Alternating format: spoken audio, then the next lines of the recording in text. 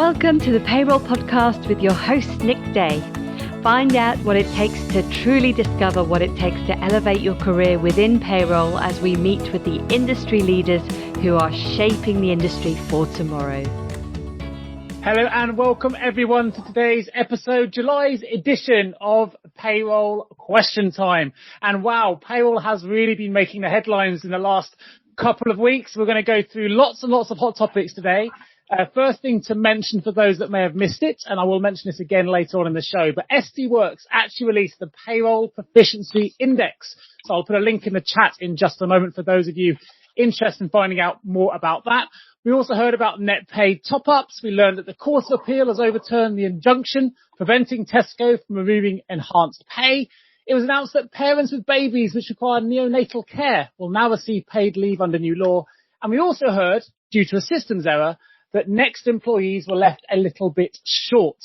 Now, in relation to the Next payroll issue, it's a shame really that payroll departments are often made the scapegoat for broader employee wellbeing issues, especially when we know that payroll leaders have little influence or control over the ongoing cost of living crisis, soaring inflation, and headline-making rows over fair pay. But the good news is today I'm bringing you an expert panel, as we always do, here on Payroll Question Time, to give you all the answers you need or the information you require regarding the issues that are impacting payroll today, so that collaboratively together on this webinar, we can help all of you ensure that payroll errors are no longer making the headlines, but more importantly, everyone on this call knows that payroll is the gateway to better growth, better retention, and we're going to talk about that later on, and a more engaged workforce.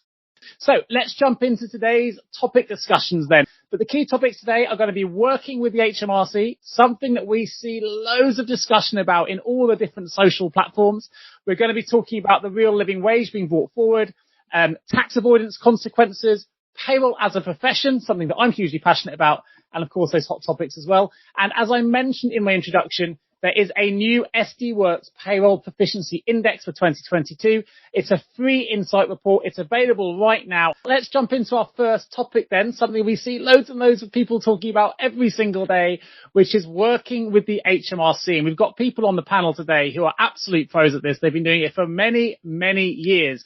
I'll love to hear if there is a best practice process for working with the HMRC. But let's start perhaps with some of the challenges we know people are often coming up against when it comes to using the dashboard. So who would like to kick us off? Perhaps Simon, I'll start with you being on the Irene committee for different systems bits. This might be your area of expertise. Yeah, sure. So it's been happily involved. I'm not sure what emphasis you put on the word happily, but certainly happily involved in the original RTI development task force.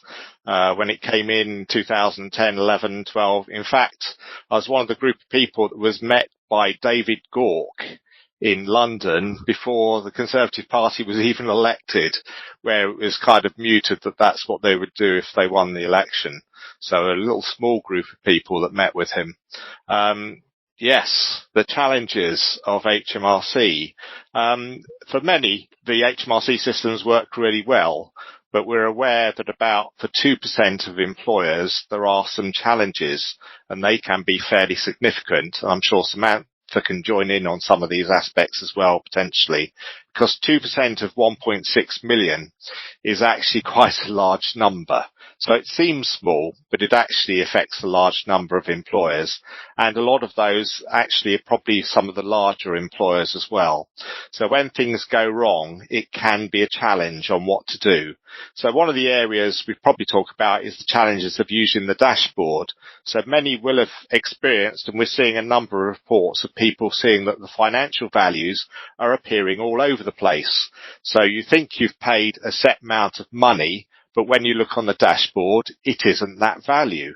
And then you find bits of pieces flying all over the place, going backwards in time, some forwards in time. And then at the top, there's probably a value there that says it's unallocated. So sometimes you see a debt owing, so they think money is owing, but on the other hand, they've got some money sat there, which is probably more than the debt that they're chasing for, which says it's unallocated and they're wanting to refund to you. I don't know if you've got any thoughts there, Sam. You probably have experienced this on the CIPP as well, and probably even in practice. Yeah, absolutely. And exactly that, those images, unallocated funds somehow match exactly to the funds that aren't there in a pay period. What a coincidence. I think there's definitely been progress. Ultimately there's been lots of conversations with HMRC.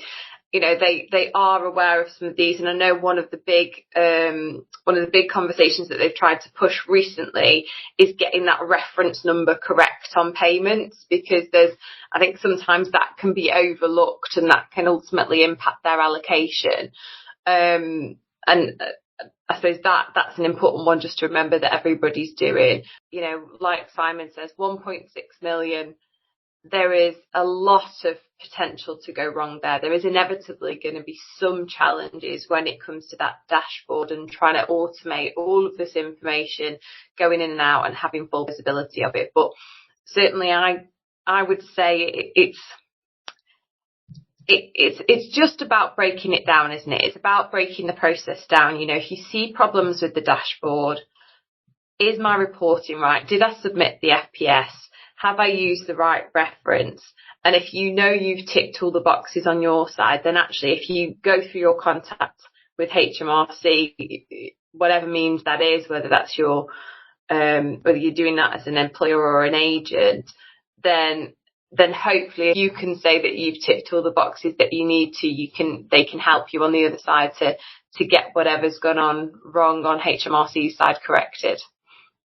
So we're already having some questions coming on this. I'm going to preempt them and ask a quick question myself. And because I've gone through another issue recently, nothing to do with HMRC, nothing to do with payroll. Of course, I don't need to access the dashboard, so this is new to me. But what I do know is when it comes to sort of retail-based issues, shall we say, or airline issues and things like that, often we can get a quicker response if we go through some of the social platforms and if we wait for hours on the telephone or wait for an email response. And we know that HM Revenue and Customs do have a Twitter feed. They are on Instagram and places like that. Has anyone found that sometimes if you really need something desperate, that can be a quicker route to a response, or is it not quite work the same way? That's a tough question. Yeah, that's a tough question, Nick. They certainly are responsive. You're right. So if you go on the Twitter account and follow them, tends to be a limit on what they can help with, but they can help point in the right direction. And I guess the challenge with the help desks often is they're working from, dare I say, scripts. So they're not tax or PAYE specialists. So they're dealing with typing in elements of your question and seeing what it comes up with. So sometimes it is difficult. And the terminology use of dealing with an issue is not particularly friendly. So I think we become nervous of it. For us old hats, we don't think anything of it, but the prospect of raising a dispute with HMRC sounds daunting. But that's what they call it. But it doesn't mean they're upset with you or you're upset with them necessarily. But there's quite often I hear, well, I can't say I want to open a dispute charge case because they'll put a black mark against me. And it's absolutely, they won't. But if you don't, you won't have your problem fixed. No, and we can't improve the service if we don't tell them there were problems there in the first place. Interestingly, though, let me give a great live example.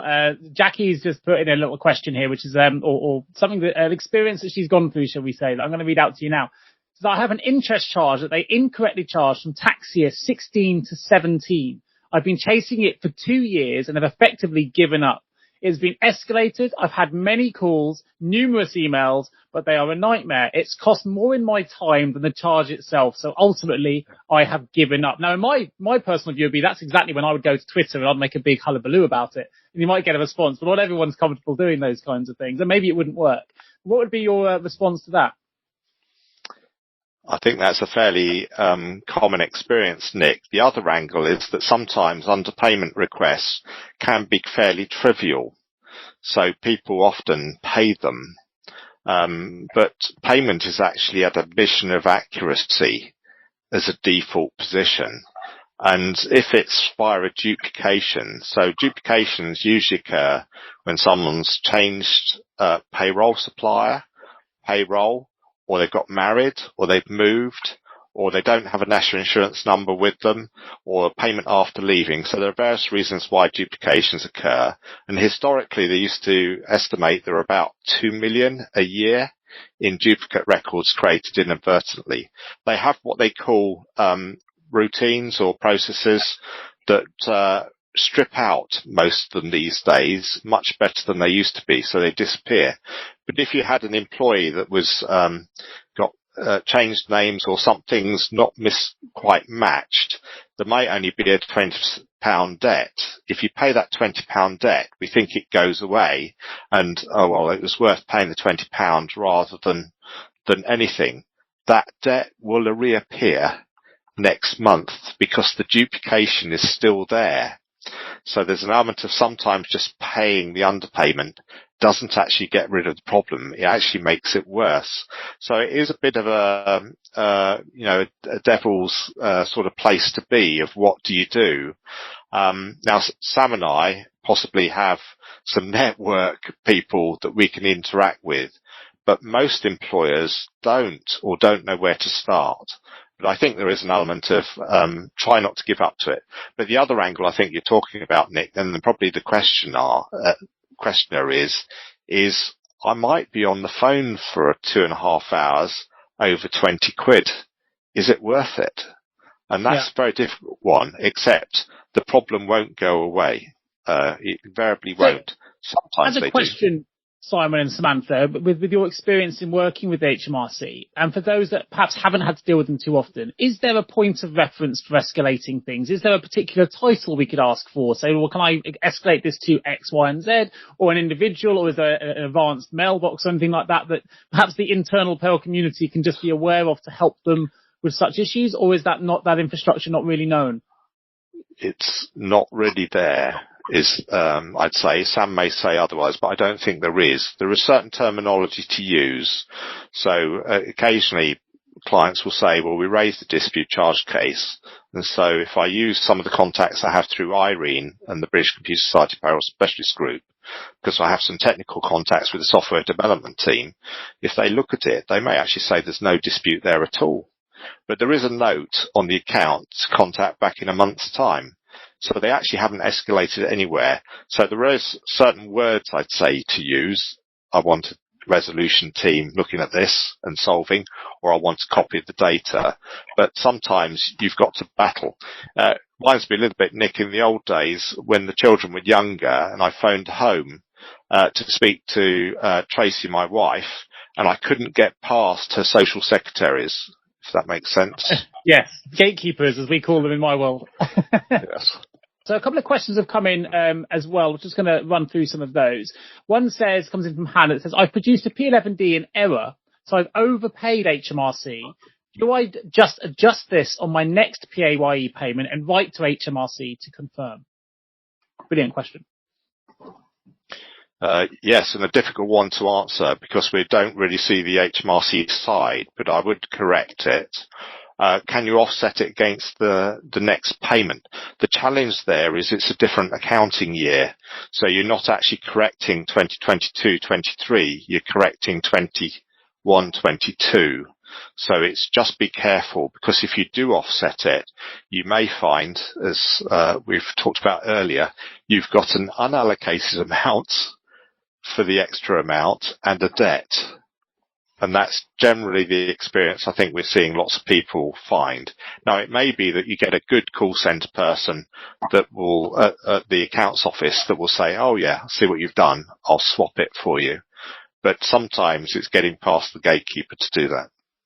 We've had another question just pop in again. This is probably for you, Andy, but correct me if I'm wrong. Being our pensions expert, it says, whose responsibility is it in checking that a pension file from payroll meets the specification of a pension scheme, i.e. if amounts are RAS, or salary sacrifice? That is actually quite a very good point. So, first of all, as far as pensions concerned, ultimately it's the employer's responsibility to make sure it's right. Obviously, the payroll software provider will have built something in their system to generate the file, but you as an employer should be checking to see if it is right. And of course, what I think you're getting at is that a RAS contribution is a deduction from someone's pay, normal pension contribution is going to go across as an employee value in the appropriate column on that output file, as opposed to salary sacrifice, where the individual's given up part of their pay in exchange for an additional employer contribution. So the salary sacrifice plus the normal employer calculated contribution should be added together and submitted as normally it would go as in the employer contribution column on that data feed over to the pension provider. Possibly they might have a separate column for salary sacrifice and employer contribution, but most of the time it's added together as one value and passed across as an employer contribution.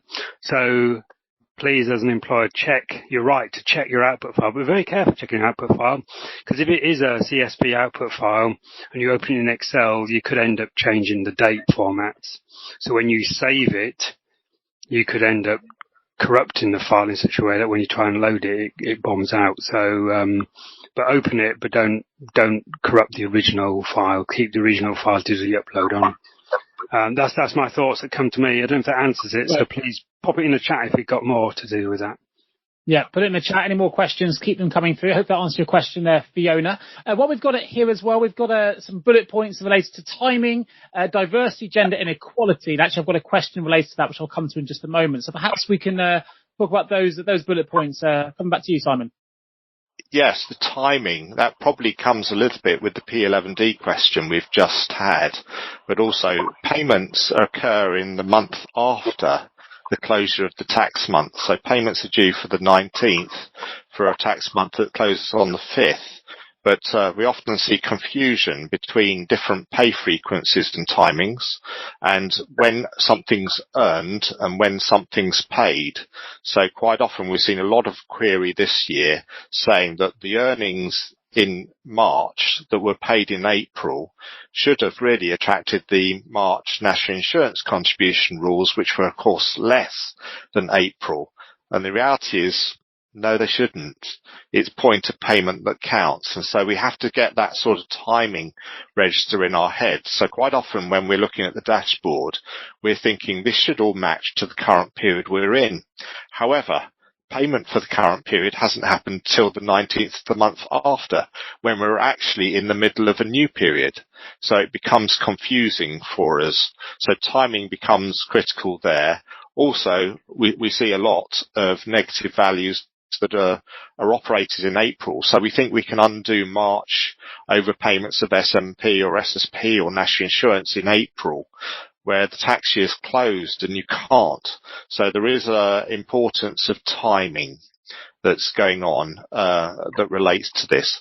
Plus, when you're transferring, if you move payroll supplier, if your new payroll supplier submits before your old payroll supplier has done its last, then you've got a whole duplication occurrence occur because the payroll ID is going to be different.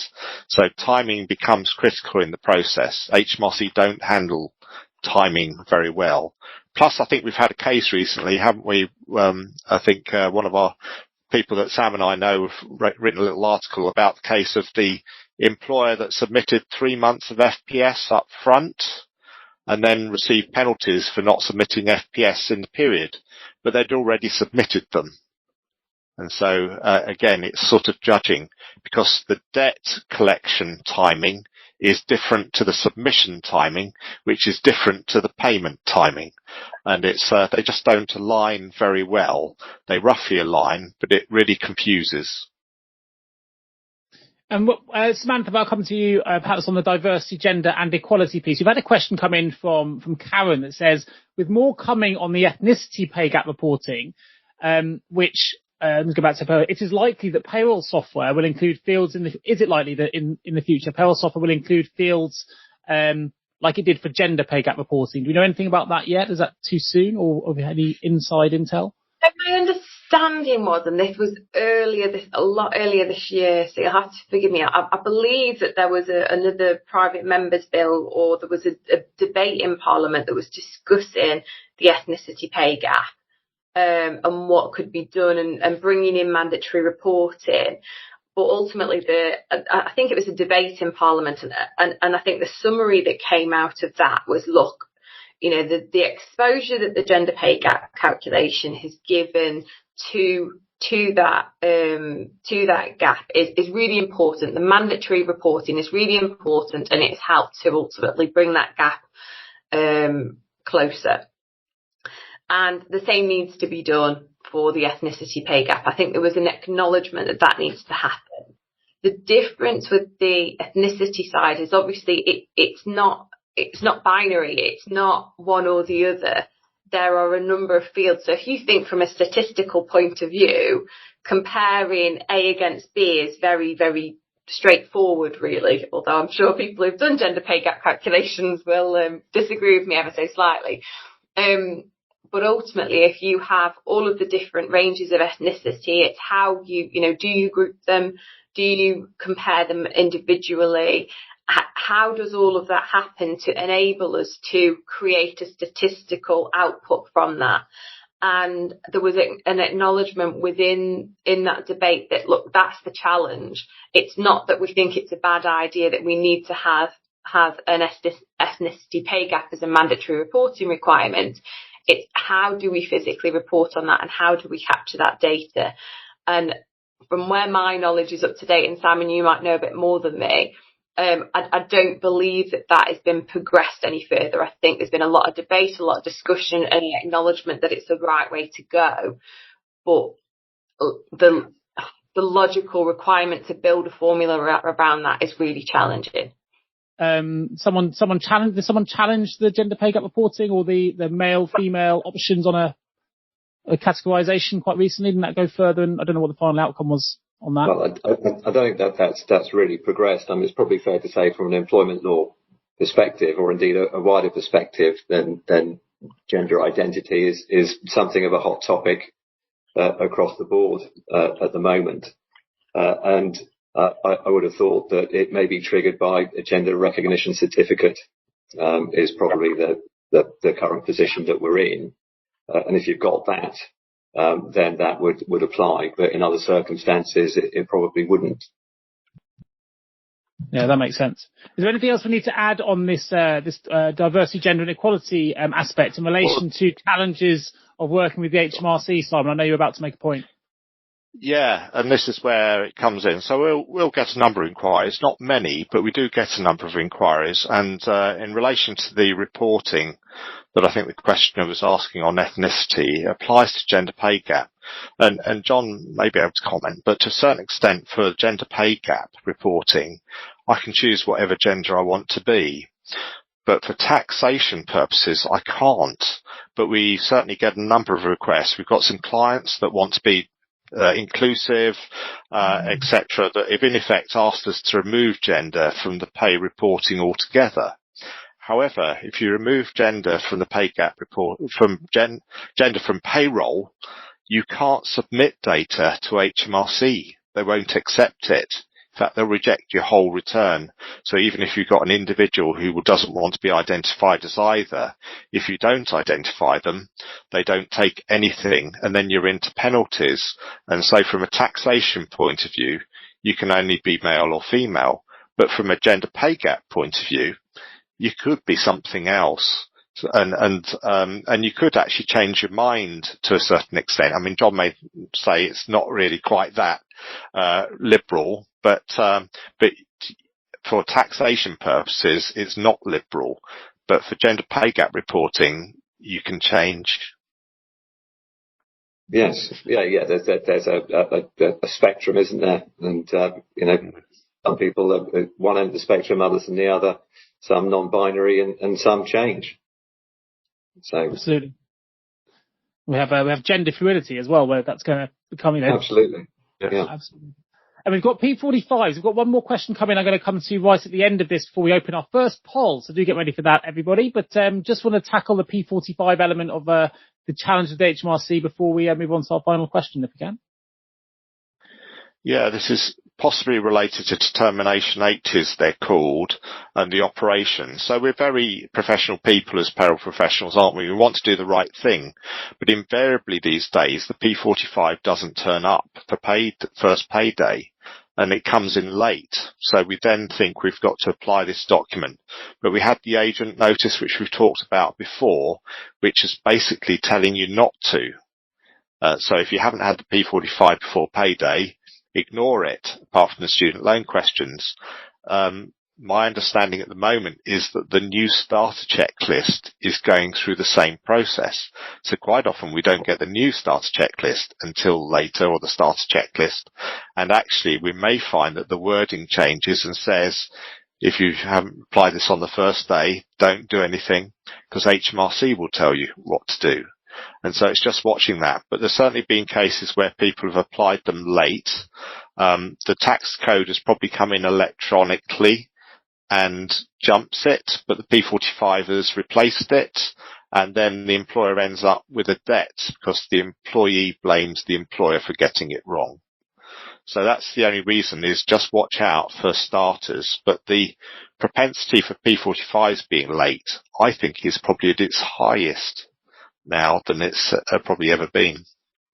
Well, Fiona's asked here, and I think this is something we've had before on Payroll Question Time, but it says, is HMRC thinking of banishing P45s just due to the sheer number of duplications of data that can be sent in various formats? I think they will revisit it. Of course, they were going to in 2012, if we remember, but we all got our banners and wanted to keep our P45, and they got rid of the P46 at the time. Well, they didn't. They brought out something else called a starter checklist, which looked remarkably like a P46, but then applied it even to P45s. I think it's something they will look at again, because I think we as an industry are starting to say, what's the point of it now? So let's talk about the national living wage, and if we can jump to the next slide. A sort of real living wage, rather. Something we're seeing a lot in the news at the moment, obviously because it's been brought forward. Let's start with that as maybe as the first bullet point. It's been brought forward from November to September. Simon, if you'd like to kick us off. Yeah, sure. So the real living wage is a voluntary code established by the Living Wage Foundation. And actually they brought out something new. Maybe I'll mention that, called the living hours. So they're having employers sign up to the real living wage, or the living wage, the London living wage, and now they've introduced a new thing which is probably in half a dozen to a dozen employers at the moment, called living hours, which is to tackle the 0 hours type contract position, cancellations, change, so a code of conduct for people to follow.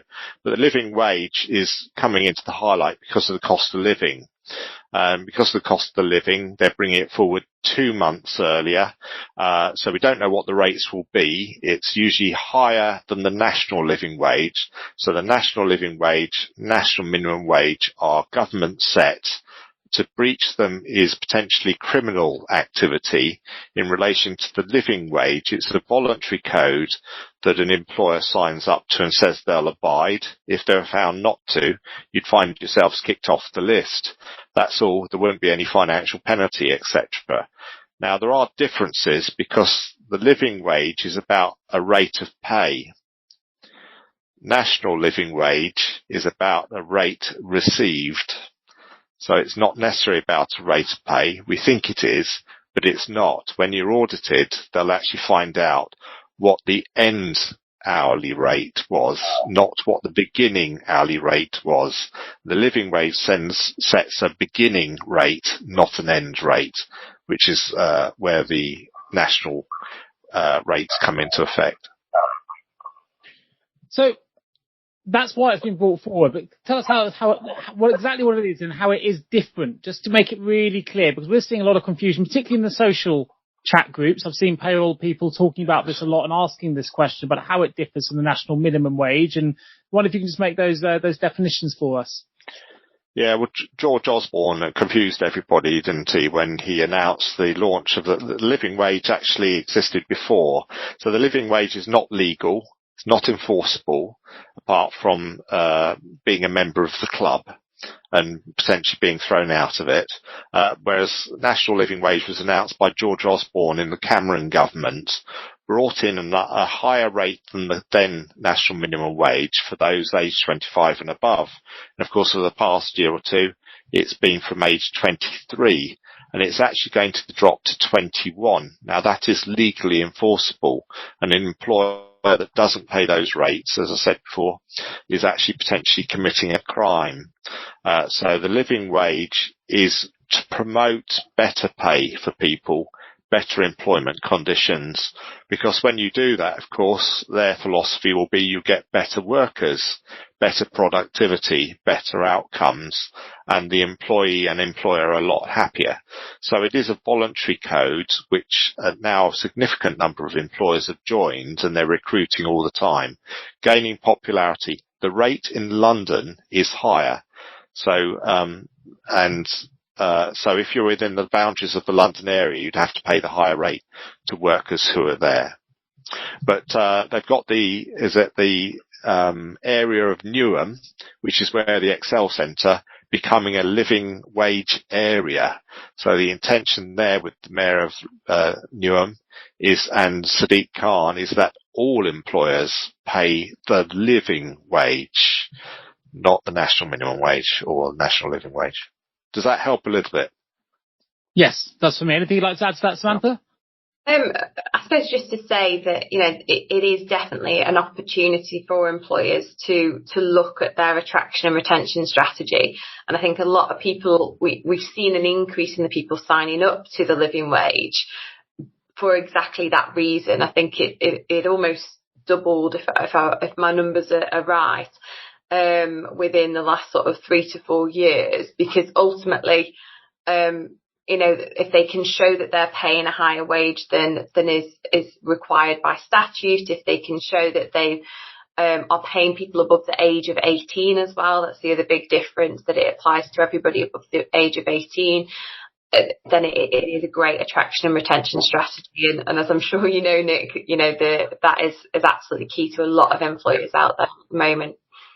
The only thing that I'd add to that, Nick, is although you may be paying the real living wage, that doesn't necessarily mean that you're paying the national minimum wage, because there are a whole host of deductions that may be made from an employee's pay, for example, uniforms, etc. And so just because you're paying the real living wage doesn't necessarily mean that you're paying the correct national minimum wage rates. Have you ever asked yourself, how can I recruit payroll staff effectively? Please don't give up on your recruitment project just yet. Here at JGA Payroll Recruitment, we appreciate the difficulties associated with attracting, recruiting and retaining top payroll talent. We also understand just how costly a poor payroll hire can be. JGA Recruitment are a niche payroll recruitment agency who will partner with you to resource payroll candidates who will improve both the accuracy and efficiency of your payroll department. Contact us today on 01727 800 377 or visit jgarecruitment.com to find out more. Really good point. Well, actually, this kind of brings us nicely with the two subjects we started with to bring us into our next topic. We've talked about HMRC dashboards. We finished there with John just making sure people are very careful. Let's talk about some of the tax avoidance consequences then, because again, this is something that's really a hot topic in some of the social channels that I've been following. We know as well that HMRC are naming and shaming some offending companies now. There's been some updates in relation to R35 and some of the umbrellas, including some quite public cases that have been mentioned. Let's perhaps Simon, you can kick us off here. Sure. There's been, about 3 or 4 months ago, the first naming of avoidance schemes was made. So under new powers, HMRC can name people, name organisations. They can't necessarily close those organisations down, which is the interesting aspect. So some of them are closed down and some of them are still going, but they're named with a warning to their customers that HMRC will pursue them for the tax avoidance. So there's a number of them. They all tend to be outsourcing or umbrella companies type structures. I'm not saying that all umbrellas are bad umbrellas. Some let water through, I guess, and others protect you from the rain. But they all seem to be. So there's things like T2 Outsourcing, Absolute Outsourcing, Novus Consultants Limited. These are all companies named by them. Paybox Umbrella, Peak PAYE Limited that show an accreditation scheme on them. Purple Pay Limited, Equity Participation Scheme, and Saxonside Limited have all been named over these past. The list has grown rapidly, but in effect they're operating avoidance schemes, usually paying people national minimum wage and finding amounts. If you look at some of the examples at HMRC, because you think, well, this is national minimum wage, of course these are low paid people, finding that that national minimum wage payment only counts for about 20% of their income. The other 80% is used through various avoidance schemes to not pay tax or national insurance. Some offshoring, some using vehicles, some using loans, some using expense sort of means, but some advertising that they're perfectly legal and got barristers' opinions that they are. Yeah, HMRC have now enforced powers to say, stop using these people. We're going to come for you. Plus, we've had some more recent rulings under IR35, certainly in the media industry, of cases where HMRC have won, where there seems to be some avoidance. Yeah, great point. I mean, we obviously deal with a lot of umbrella companies in recruitment as well, with contractors that we're placing, and you have to be really, really careful. What I will say is some people may well say they are accredited, but you can check it with the FCSA, which is a company that does help the freelance contractor services organisation, which do provide an accreditation to a lot of the umbrella companies. And what they do is you have to go through various assessments and audits and things to get approved. But that can sometimes be helpful to look at if you are working with umbrellas, to at least see if they've got some kind of accreditation, because they do have to approve their internal policies are in line with HMRC rules and regulations in order to get that approval. I'll put a link in the chat. But you'll also see a lot of people now, in terms of not just naming and shaming of businesses, but a lot of individuals that manage those businesses, the entrepreneurs that set them up, also very much in the news, and there have been some prosecutions and things quite recently, which you would have seen if you're following those kind of news channels, where there have been some unscrupulous, shall we say, umbrella businesses that are being caught out. Anything you want to add to that, Samantha, in your experience? Because obviously you deal with more like businesses, but on the contractual side, and how involved you are with our 35 contractors yourself, but maybe you've come across this. And I suppose the only thing I would add is what you were saying there around the individual prosecutions. I think that is a really important route for HMRC to pursue, because ultimately, the big challenge around umbrella companies is how quick they can set themselves up. So naming and shaming is great and it's a positive step, but unless you're dealing with the individuals that are ultimately doing this behaviour, then there's just going to be a new name, a new orange umbrella company or whatever they label themselves, that won't have this HMRC naming and shaming offence against it. So we've got the loan scheme and reimbursed travel costs, which are not tax-free, which are a couple of other consequences here, which may be worth just bringing to attention. I've put the link to the FCSA for those that are interested to help safeguard you, I should mention, into the chat notes. But talk us a little bit about the loan scheme, Simon. Well, the loan scheme we've heard of some years ago, of course, and the potential people jumping off buildings sort of threat, but it's been established for some time that they don't work. Now, a number of these schemes, and through some of these umbrellas and other organisations, Peak PAYE, were operating a pseudo loan scheme. So in effect, they were the basis of the loan scheme was that basically directors were loaning themselves vast amounts of money from their business, which they'd never repay.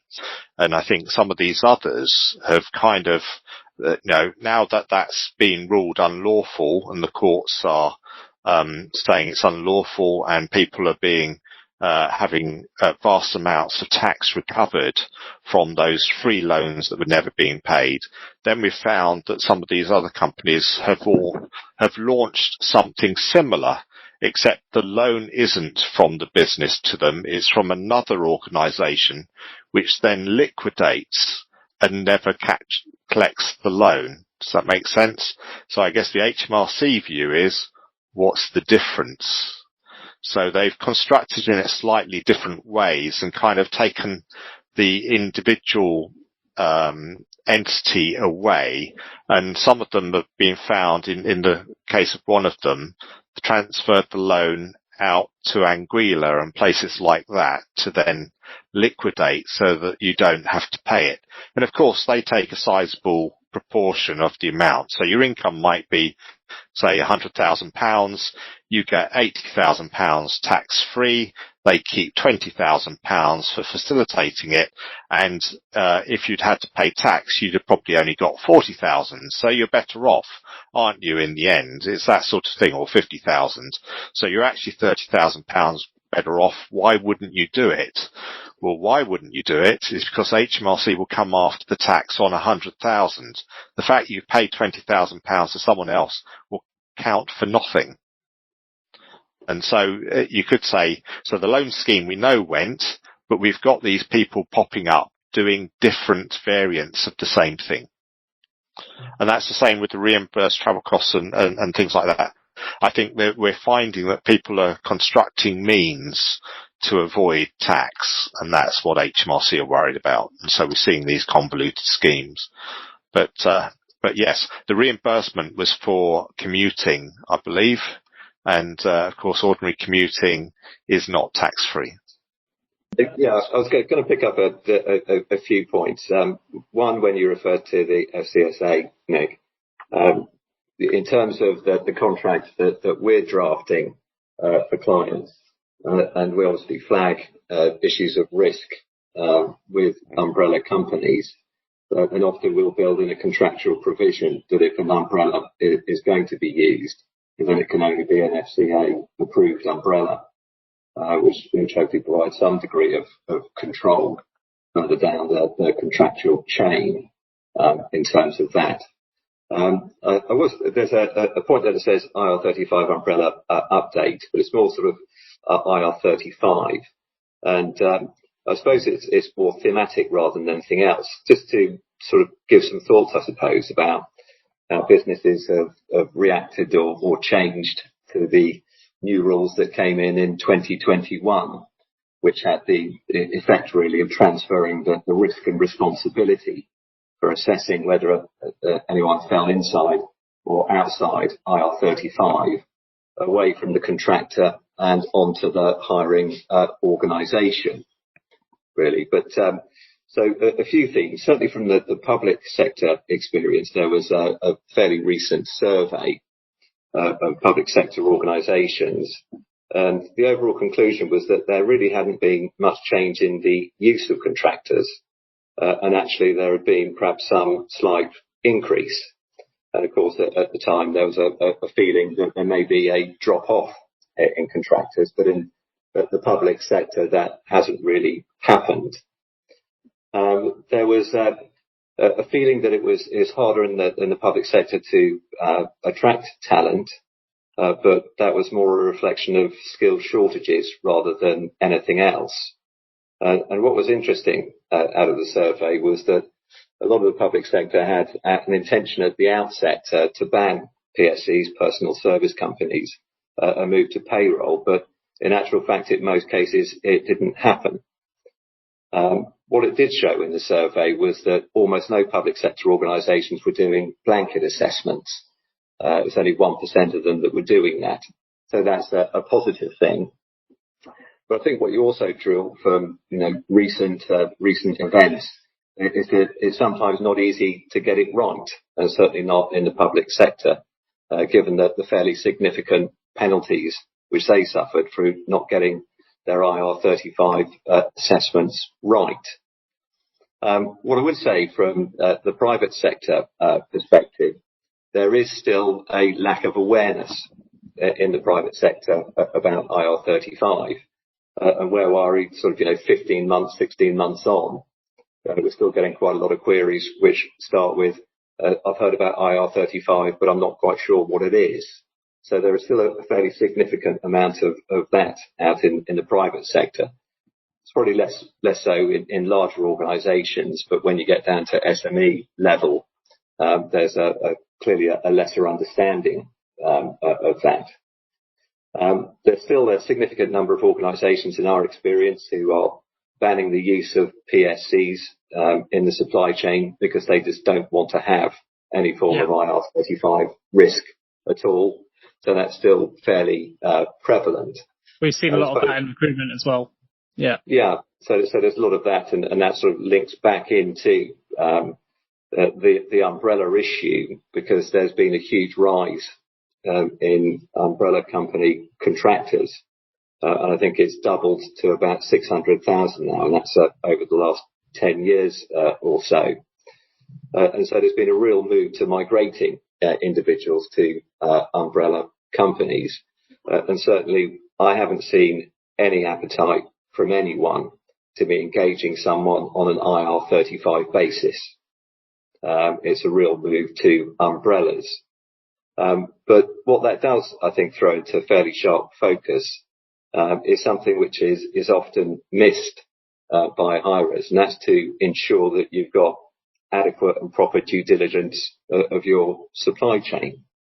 Because, let's face it, we live in a world where, supply chains are getting longer and longer. And do you know who is in your supply chain?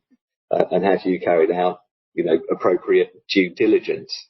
And do you have sort of reasonable procedures in place to prevent tax evasion in the supply chain? Because if you don't, that may come back to bite you. And I think there was some guidance which was produced in May 2021 from the government, which gives a steer on the type of due diligence that you should be doing. And we know for a lot of organisations, their starting point is, well, here we are, we've got the contract, it flows down through the supply chain, that's job done, but it isn't. I think there's a real emphasis now on doing proper, probably more detailed than you have previously, due diligence on your supply chain. And I think that the final point is with umbrella companies, looking to the future, I would suspect that there's going to be some form of licensing regime in respect of umbrella companies, possibly at some point. If there isn't, my view is that there probably should be. Let's jump into our last subject here, because I want to make sure we've got time to get to hot topics. We want to talk about the Harper Trust versus Bristol Supreme Court ruling as well. So I want to make sure we just not overlook this too quickly, because it's an incredibly important subject area, but make sure we've got time to get to those hot topics. But the last question for us is really payroll as a profession. This is something that actually myself and Samantha did a lot of work on when Samantha was still with the CIPP. So I'm going to ask you and bring this to you, Samantha, on the back of some of that work, really. How do you feel, in terms of the profession, qualifications are currently aligned in relation to the new complexities that we've experienced in the world of payroll? Do you think there's still further work that needs to be done? Are we now in line with the new world of work? I think within the payroll profession itself, there are the qualifications out there and the opportunity to get what you need that suits you, and a nice variety now. We've got apprenticeships, we've got options with the CIPP and other providers that you can go down. Unfortunately, I still don't think there is enough expectation that payroll professionals have qualifications, have the necessary experience, have that compliance knowledge going into the role. We're still struggling with that profile. Whether that be in-house, whether that be as a payroll service provider, there's still more work to do to make it really, really clear. And sometimes it's not qualifications, sometimes it is experience and knowledge, but obviously qualifications help embed that. But yeah, there's more work to do. There really is, because the amount of things that we have to understand and we have to be able to do to deliver a great and compliant service are just growing in complexity as the years go by. Yeah, I couldn't agree more. I think the complexity, as these webinars show, right, it changes all the time, and often our expert panel even sometimes are fully stumped on the way that the speed that the industry moves. I think something from my perspective as a recruiter that I still think is very much lacking, although the qualifications exist, I don't think they pop into people's minds initially. And that's very much around leadership and coaching in particular, which I think is an essential skill as we go forward. I know that the CIPP do offer an MSc in leadership, and that's quite a high level qualification, and it's a significant investment of time. But I do think there probably people need to consider courses that aren't always about legislation if you want to get to the top of the payroll profession, because I think skills in coaching in particular, we've moved away from the command and control method of management, and we're moving into a coaching mindset really. But I think coaching is absolutely a skill that needs to be, that needs to be developed and honed. And I don't think there are many that I'm seeing payroll professionals undertaking those kind of qualifications. And I think it'd be really interesting and exciting for me to see perhaps more people undertake that kind of qualification to help them become better leaders and coaches of the future. I don't know what your thoughts are on that, Samantha, as someone who is leading a big team in the world of payroll. But what's your experience on the leadership side of things? Yeah, I agree with you, Nick. Difficult, isn't it? Because they're a skill that you need experience to develop. Courses will do so much for you, but you almost need your own coach and mentor to develop those skills as a leader. So it's going at that experience and with the qualification hand in hand. But I think for me, those sort of the payroll roles that really are the leadership, the advisors, the administrators, that's where the big question comes from, qualifications, and that's where the compliance piece comes in, because ultimately that's where the big chunk of the work is done, and the leadership is then just about making sure that all of those cogs are turning, that the strategy's right, that the motivation's there, that the team are happy, and ultimately in a great environment to deliver payroll in the right way. Yeah, well, it's hard for me to argue against the legislation side of things. But what I would say is, and we look at it where people are moving, I like to have a debate about this all day, which is great. And everything's valid. I can't argue against the validity of and legislation. However, one of the biggest reasons people are looking to move, and we call it the Great Resignation or the Great Awakening, whatever way you want to term it, is because people don't necessarily always feel like they're being invested in enough, and to know where you need to put that investment in people's development often comes with asking questions, and asking questions, of course, is a coaching mentality, a coaching style of leadership. And I think sometimes if we go too far down the mentoring route, or sometimes sort of just only educating what you think people need to know without always knowing what they want to know, sometimes there can be a disconnect where the managers can feel like they are investing, but actually the employees below don't necessarily feel like they're being invested in the right spaces. It's a really interesting area of topic and conversation. All I do know is there's an absolute yearning for payroll professionals to want to learn more. It's an industry where everyone really wants to progress. They really want to learn. They want to develop a host of different skills. And of course, we've seen, I think together we identified over 60 different career pathways, didn't we, Samantha, for payroll professionals now. So, there's also skills outside of coaching and leadership, which lead into change management, Six Sigma lean management principles, and other areas of business as well, which could be really, really beneficial if you're a payroll professional that wants to develop their career in a slightly different route. And of course, you've done that yourself, moving from payroll management into the policy type role at CIPP and then back into a directorship level role now as well. From your perspective, Sam, how was that adjustment for you?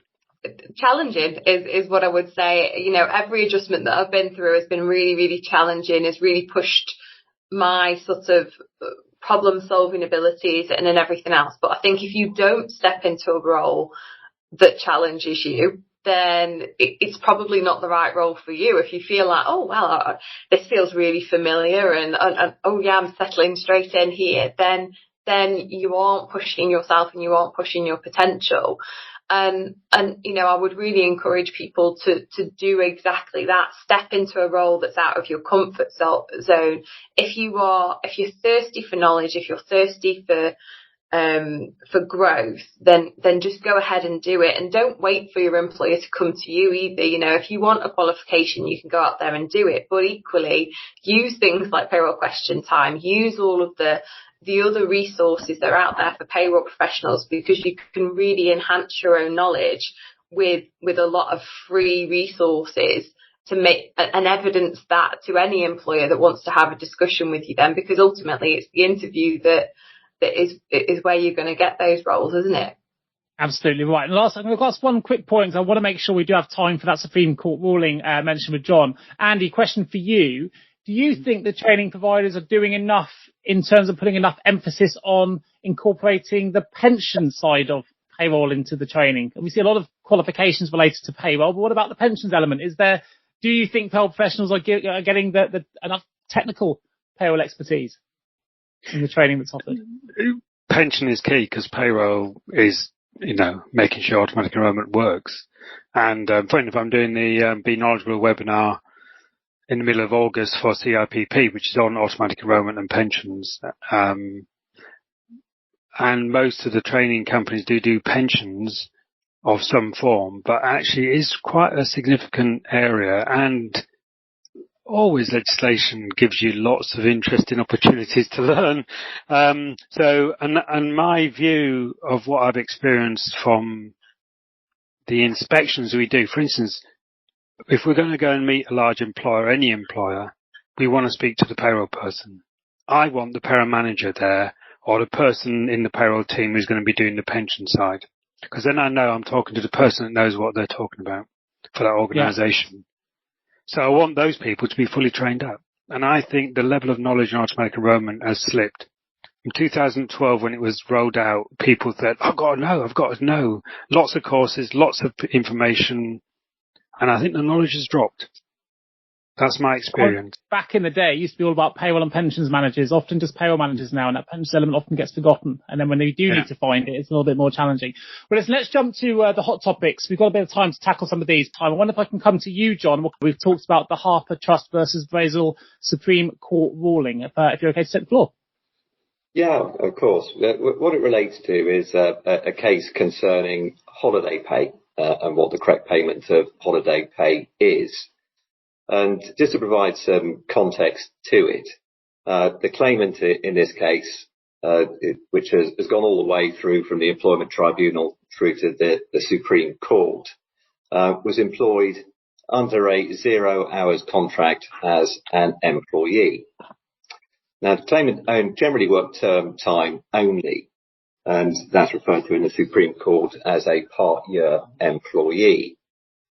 And so across the 3 terms of the school, because she was a music teacher at the school, she was paid holiday at the end of each term. And the basis on which she was paid holiday was 12.07% of the hours that had been worked in each term. And of course, that's always been a fairly common method of paying employees, particularly those who have got fairly irregular working patterns.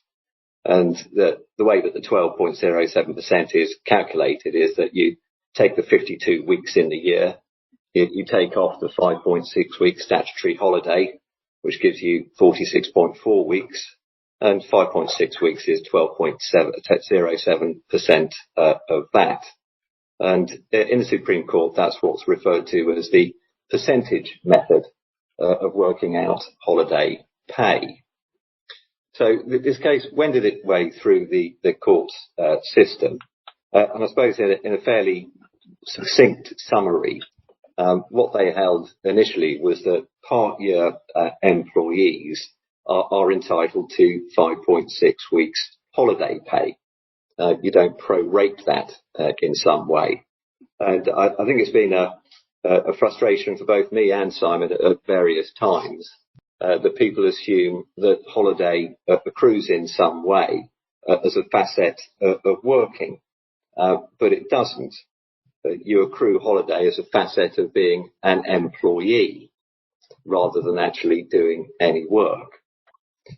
So the next thing that the Supreme Court held was that the correct method was set out in the regulations concerning holiday pay. And the correct way to assess holiday pay should be an average of earnings. And this case is so old that at the time that was earnings in the last 12 weeks, but of course that's now changed to 52 weeks. So you assess average earnings in the 52 weeks before the holiday is taken, which is referred to as in the Supreme Court as the calendar week method. Now, one of the things that this results if you use the calendar work method is that those who are working on a part-year basis potentially get more in terms of holiday pay than those who work on a permanent full-time basis. Because if you're working standard hours on a full-time basis, the 12.07% works right. But if you're a part-year worker, you potentially get more. And in this case, that meant that the holiday pay was 17.5% of average earnings. And Harper Trust, who were defending this case, their argument that this was more favourable treatment for part-time workers. And the answer to that is, yes, it is more favourable treatment for those part-time workers.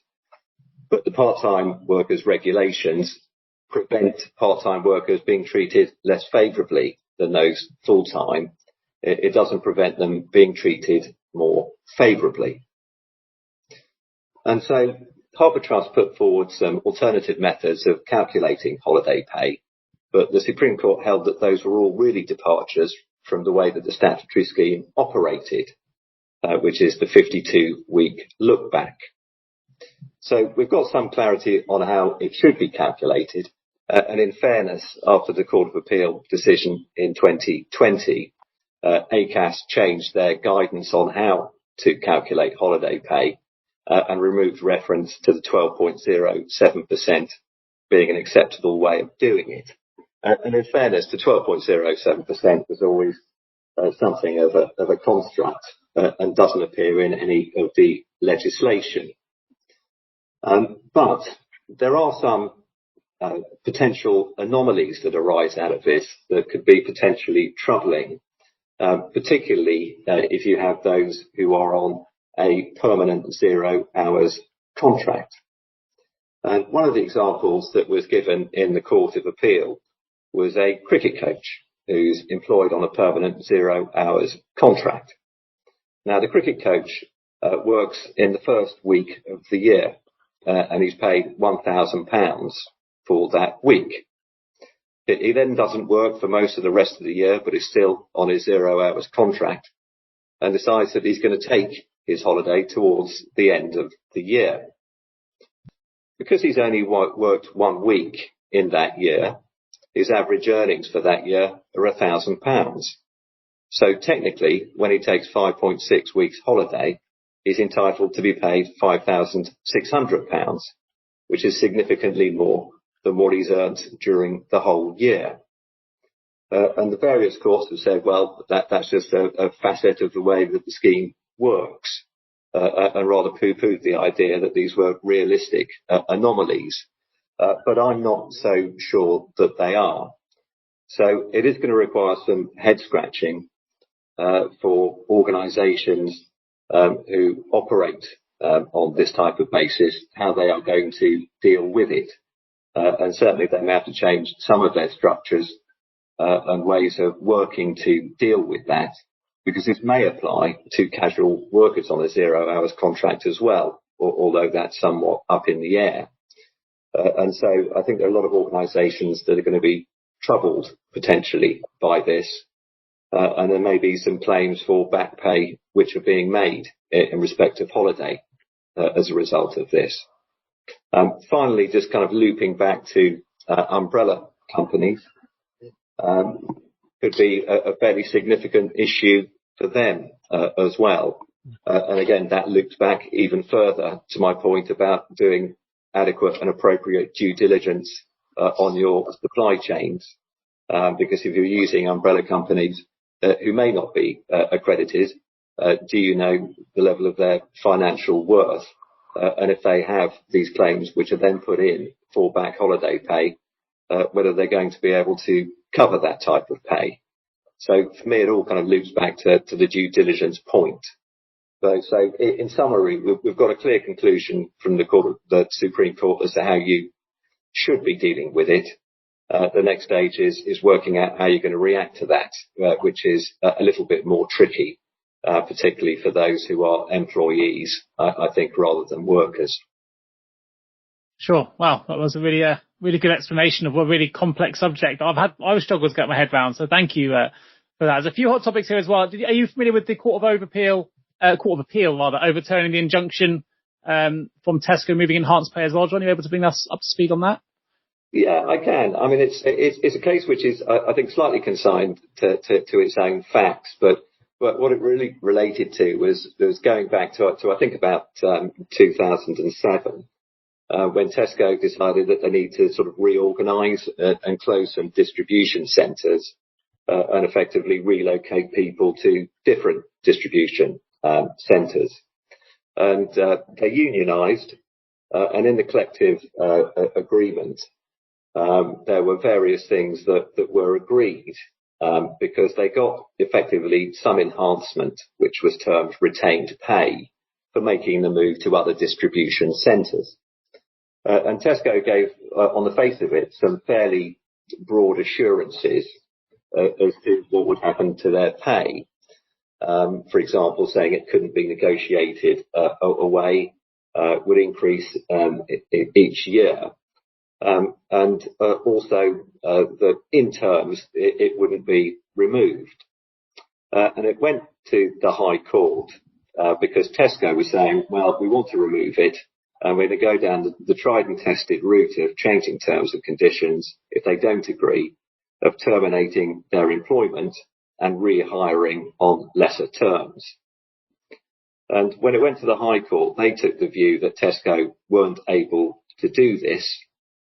But then it went to the Court of Appeal, and they held that it could, because the wording wasn't precise enough to stop Tesco hiring and rehiring.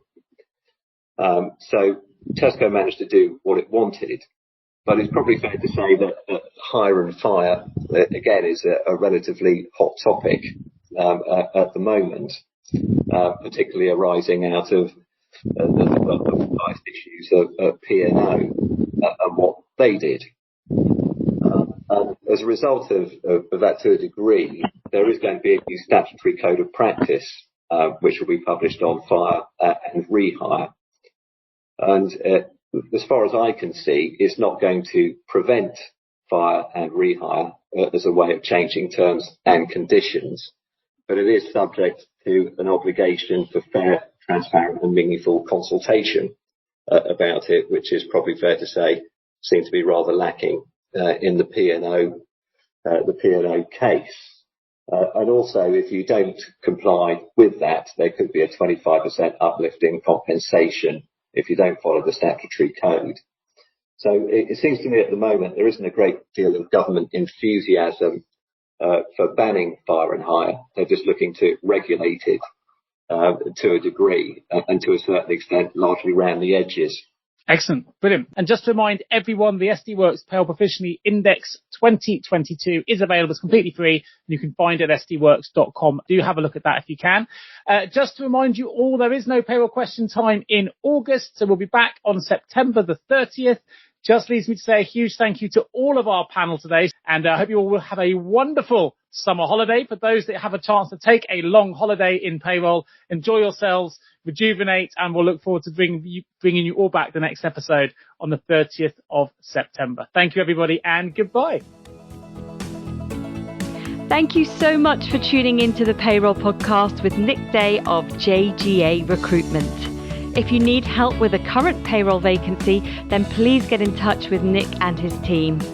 All contact details can be found in the episode notes. In the meantime, to make sure you never miss a future episode, please subscribe to the show through any of your favourite podcast channels. Till next time.